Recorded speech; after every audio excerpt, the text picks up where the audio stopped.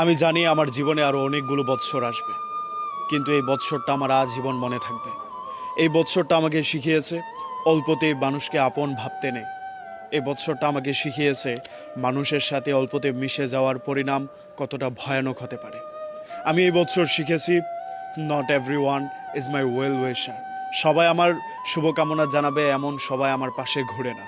সবাই আমাকে ভালোবাসবে এমনটাও কোনো কথা না। আমি যাদের ভালোটা চাই তারাও আমার ভালোটা চাবে এমন কোনো কথা নেই। এই বছর আমি চিনতে শিখেছি মুখোশের আড়ালে লুকিয়ে থাকা মানুষগুলোকে।